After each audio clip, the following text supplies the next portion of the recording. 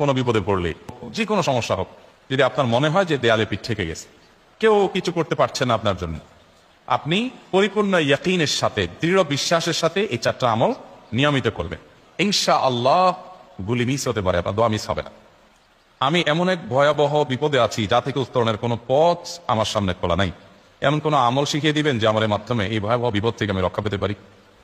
ভাইরা আমার, এই ধরনের প্রশ্ন আমাদের কাছে অহরহ আসে যে এমন বিপদে আছেন যে বিপদ থেকে আসলে রক্ষা পাওয়ার জন্য আপাত দৃষ্টিতে কোনো পথ পরিদু চোখে দেখতে পাচ্ছেন না, এক কথা দেয়ালে পিঠ থেকে গেছে। এইরকম পরিস্থিতিতেই একজন ইমানদার আল্লাহ রাব্বুল আলামিনের কাছে তার এই সমস্যাকে তুলে ধরবার জন্য কয়েকটা আমল আমরা বলতে পারি, যে আমলগুলোর মাধ্যমে আল্লাহ তাআলা ওই অসম্ভবকে তার জন্য সম্ভব করবেন ইনশাআল্লাহ। এবং এই আমলগুলো চর্চা আমার জীবনে আমি করে দেখেছি, এগুলোর প্রয়োগ করে দেখেছি, আমলগুলো করে দেখেছি। আলহামদুলিল্লাহ, যেখানে মনে হয়েছে এই সমস্যা বাহ্যিকভাবে সমাধান যোগ্যই না, আল্লাহ তাআলা সেটাকে অলৌকিকভাবে সমাধান করেছেন। আমার জীবন বহুবার আমি দেখেছি। এরকম চারটা আমল আছে যেগুলো আমরা কোনো বিপদে পড়লে, নারী হোক, পুরুষ হোক, পারিবারিক হোক, আর্থিক হোক, বা নিরাপত্তা সংশ্লিষ্ট হোক, যে কোনো সমস্যা হোক, যদি আপনার মনে হয় যে দেয়ালে পিঠ থেকে গেছে, কেউ কিছু করতে পারছে না আপনার জন্য, আপনি পরিপূর্ণ ইয়াকিনের সাথে, দৃঢ় বিশ্বাসের সাথে এই চারটা আমল নিয়মিত করবেন। এবং আমি বহু মানুষকে পার্সোনালি এটার পরামর্শ দিয়েছি, ওনারা আমল করেছেন, আমল করে উপকৃত হয়েছেন। এরকম বহু মানুষ আছে, বৃদ্ধ মানুষ, বাবা ক্যান্সারে আক্রান্ত হয়েছেন অনেক দেরিতে, আল্লাহ তাআলা অলৌকিকভাবে সাহায্য করেছেন। হ্যাঁ, কখনো যদি আল্লাহ তাআলা এই আমলগুলো করার পরও আমার বিপদ দূর না করেন, তাহলে হয় আমার আমলের মধ্যে কোনো ত্রুটি ছিল, অথবা আমার এই বিপদ দূর না হওয়ার মধ্যে আমার জন্য কোনো কল্যাণ নিহিত ছিল। আল্লাহ তাআলা আমার দোয়া কবুল করে যে উপকার হতো তার চেয়ে বেটার কিছু হয়তো আমাকে দিবেন, এই ইয়াকিন একজন ইমানদারের থাকবে। সে চারটা আমলের এক নম্বর হলো ইস্তিগফারের আমল। ইস্তিগফার, আপনি ফেসে গেছেন কোনো জায়গা, কোনো উপায় পাচ্ছেন না, আপনি ইস্তিগফার করতে থাকেন। আস্তাগফিরুল্লাহ ওয়া আতুবু ইলাইহি, আস্তাগফিরুল্লাহ ওয়া আতুবু ইলাইহি, আস্তাগফিরুল্লাহ ওয়া আতুবু ইলাইহি, আস্তাগফিরুল্লাহ, আস্তাগফিরুল্লাহ, আস্তাগফিরুল্লাহাল্লাযী লা ইলাহা ইল্লা হুয়াল হাইয়ুল কাইয়্যুম ওয়া আতুবু ইলাইহি ওয়া লা হাওলা ওয়া লা কুওয়াতা ইল্লা বিল্লাহ। আল্লাহুম্মা আনতা রাব্বী লা ইলাহা ইল্লা আনতা খালাকতানি ওয়া আনা আবদুকা ওয়া আনা আলা আহদিকা ওয়া ওয়া'দিকা মাসতাতা'তু আউযু বিকা মিন শাররি মা সানা'তু আবু'ু লাকা বিনি'মাতিকা আলাইয়া ওয়া আবু'ু লাকা বিযামবি ফাগফির লি ফাইন্নাহু লা ইয়াগফিরুয যুনুবা ইল্লা আনতা। সাইয়্যিদুল ইস্তিগফার। এভাবে যে কোনো ইস্তিগফার করতে থাকেন, আপনি বেশি বেশি করে আল্লাহর কাছে ইস্তিগফার, ক্ষমা প্রার্থনা করতে থাকেন, খুব বেশি, আপনার দুই ঠোঁটে অনবরত আপনি চাইতে থাকেন আল্লাহর কাছে ক্ষমা। এই ইস্তিগফার সম্পর্কে নবী করিম সাল্লাল্লাহু আলাইহি ওয়াসাল্লাম বলেছেন, মান লাজিমাল ইস্তিগফার, যে ব্যক্তি ইস্তিগফারকে আঁকড়ে ধরবে, আঁকড়ে ধরা মানে কি, এটা ছাড়বে না, সে করতেই থাকবে অনবরত। টয়লেটে যাওয়ার সময়টা, ঘুমের সময়টা, খাওয়ার সময়টা বাদে, অবসর নামাজের সময়টা বাদে, সারাক্ষণ সে ইস্তিগফার করবে। এরকম যদি কেউ করে, আল্লাহ রাব্বুল আলামিন জাআলাল্লাহু লাহু মিন কুল্লি হাম্মিন ফারাজা ওয়া মিন কুল্লি দীকিন মাখরাজা, সকল পেরেশানি থেকে, সকল টেনশন থেকে বের হওয়ার পথ আল্লাহ তাআলা অলৌকিকভাবে তার জন্য আবিষ্কার করে দিবেন।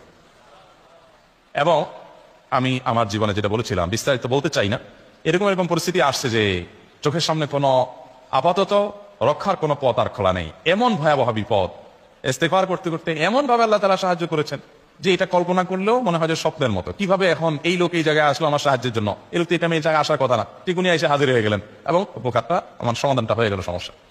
তো আলহামদুলিল্লাহ, বহুবার আমি পরীক্ষা করেছি, আর আমার পরীক্ষার দুই পয়সাতাম নাই, হাদিসে বলা আছে, গ্যারান্টি দেওয়া আছে, আমার পরীক্ষা করলি কি না করলি। তাহলে একটা আমল হলো কি, ইস্তিগফার, সব সময়ের জন্য এটা কন্টিনিউয়াস করবেন। আর এমনি অবসর সময় ইস্তিগফার করবেন। আরবদের মধ্যে সৌন্দর্য আছে, তারা বিভিন্ন ডাক্তারের ওয়েটিং রুমে বা বিভিন্ন জায়গায় মানুষ যেখানে অপেক্ষা করে পাবলিক প্লেসগুলোতে লিখে রাখে ইস্তিগফার করুন, আপনার হাইওয়েগুলোর পাশে লেখা থাকে ইস্তিগফার করুন, এবং তারা আসলে একটু পর্ব দেখা যায় ইস্তিগফার করে। ভালো মন্দ গুণ সবার মধ্যে আছে, তাদের এই ভালো গুণটা আছে, ইস্তিগফার বেশি বেশি করা। আমরা ইস্তিগফার সচরাচর এইভাবে অনবরত অবসর সময় করার অভ্যাস অনেকের মধ্যেই নাই, আমরা এটা চালু করবো ইনশাআল্লাহ।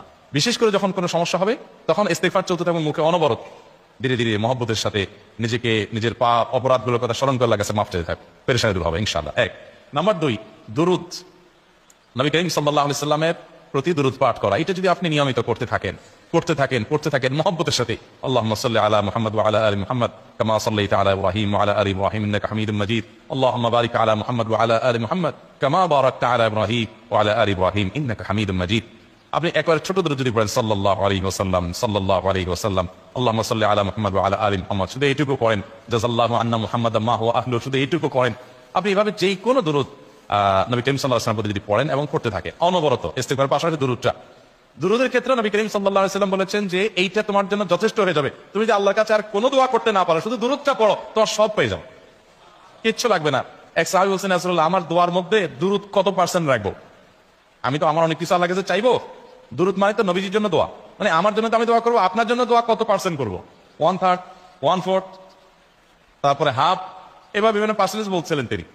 নবী করিম সাল্লাল্লাহু আলাইহি ওয়াসাল্লাম বলেছেন যে হ্যাঁ, এর বেশি করতে পারলে আরো ভালো, আরো ভালো। তো ভদ্রলোক এর বেশি, ওই সাহাবী রাদিয়াল্লাহু তাআলা আনহু, তিনি এর বেশি বাড়াতে বাড়াতে বাড়াতে বাড়াতে একটা পর্যায়ে বলছেন যে আমি সব দোয়া আপনার জন্য করি। নবী করিম সাল্লাল্লাহু আলাইহি ওয়াসাল্লাম বলেছেন তাহলে তোমার আর কোনো দোয়াই করতে হবে না, এর মধ্যে সব দোয়া চলে আসবে। কারণ আপনি যদি বলেন আল্লাহ আপনার নবীর প্রতি আপনি রহমত নাজিল করেন, আপনার নবীর প্রতি আপনি শান্তি নাজিল করেন, আপনি যেটা দোয়া করেন, তো আল্লাহকে আল্লাহর নবীর প্রতি আপনি রহমত নাজিল করতে বললে আল্লাহ তাআলা আপনার প্রতি রহমত নাজিল করবেন কি করবেন?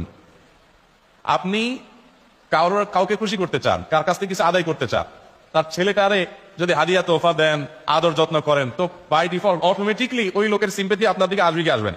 চোখ বন্ধ করে আসবে। তো আল্লাহর নবীর জন্য যখন আপনি দোয়া করবেন তখন আল্লাহ তাআলা আপনার মধ্যে রহমত নাজিল করবেন, এটা নবী সাল্লাল্লাহু আলাইহি ওয়াসাল্লামের ওয়াদা। যে কোনো পেরেশানি, তিনি আরো বলেছেন যদি কেউ দুরূদের আমল করে নিয়মিত, আল্লাহ রাব্বুল আলামিন তার সকল পেরেশানির জন্য যথেষ্ট করে দিবেন এই আমলটাকে, সবগুলো দূর করার জন্য যথেষ্ট হয়ে যাবে।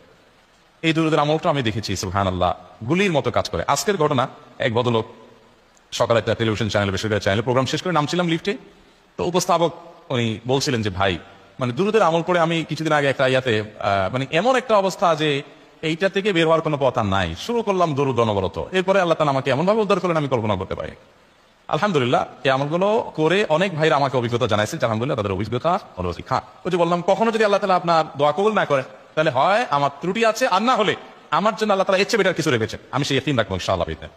আর এই দোয়াতে সমাধান হবেই হবে, সে বিশ্বাস থাকতে হবে। নবী করিম সাল্লাল্লাহু আলাইহি ওয়াসাল্লাম বলেছেন, হাদিসে কুদসিতে আল্লাহ বলেছেন আনা ইনদা জান্নি আবদি বি, বান্দা আমার প্রতি যেমন ধারণা করে আমি তেমন আচরণ করি। আপনি যদি চিন্তা করেন করে দেখি হয় কিনা, দেখি ট্রাই করি, তাহলে ওই আল্লাহ তাআলা বলবেন ঠিক আছে দেখতে থাক। আপনি যদি ইয়াকিন করেন যে না নবী করিম সাল্লাল্লাহু আলাইহি ওয়াসাল্লাম যে বলেছেন অতএব সেটা হবেই, আর আল্লাহ রাব্বুল আলামিনের কাছে আমি ওইভাবেই চাবো যে আল্লাহ দিবেনই, আমি নিয়েই ছাড়বো, ইনশাআল্লাহ গুলি মিস হতে পারে, আপনার দোয়া মিস হবে না। ওই ইয়াকিন, ওই ঈমান আমার মধ্যে আনতে হবে, চেষ্টা করবো তো ইনশাআল্লাহ। তাহলে দুইটা আমল হলো ইস্তেগফার আর দুরূদ। 3 নম্বর আরেকটা আমল হলো দোয়া ইউনুস। দোয়া ইউনুস, লা ইলাহা ইল্লা আনত সুবহানাক ইন্নী কুনতু মিনাজ জালিমিন। বেশি বেশি পড়তে থাকবেন, যখন বিপদে পড়বেন ইস্তেগফার আর দুরূদ পড়বেন সবচেয়ে বেশি, আর মাঝে মধ্যে দোয়া ইউনুস, লা ইলাহা ইল্লা আনত সুবহানাকা ইন্নী কুনতু মিনাজ জালিমিন। আল্লাহ সুবহানাহু ওয়া তাআলা কোরআনে কারীমে এই দোয়ার পরে বলেছেন ওয়া কাযালিকা নুনজিল মুমিনিন।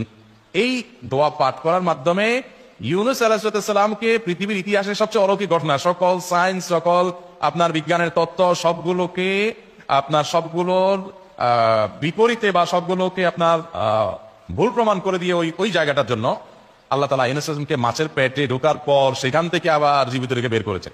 অক্সিজেন অভাবে সেখানে এমনি মারা যাওয়ার কথা, আরো নানা কারণে মারা যাওয়ার কথা, তাই না? কিন্তু আল্লাহ তাআলা তাকে রক্ষা করেছেন, কারণ এই বিপদে পড়ার পর থেকে এটা পড়তেছিলেন, লা ইলাহা ইল্লা আনতা সুবহানাকা ইন্নী কুনতু মিনাজ জালিমিন। তো আল্লাহ তাআলা কোরআনে বলেছেন এটা ইউনুস, তার নবী ইউনুস আলাইহিস সালামকে আল্লাহ তাআলা এটার মাধ্যমে রক্ষা করেছেন, সেটা তার জন্য খাস না, এটা তার জন্য স্পেশাল না, বরং আল্লাহ বলেছেন ওয়া কাযালিকা নুনজিল মুমিনিন, এটা দিয়ে আমি তাকে রক্ষা করেছি, একইভাবে ঈমানদারদেরকেও এটার মাধ্যমে রক্ষা করব।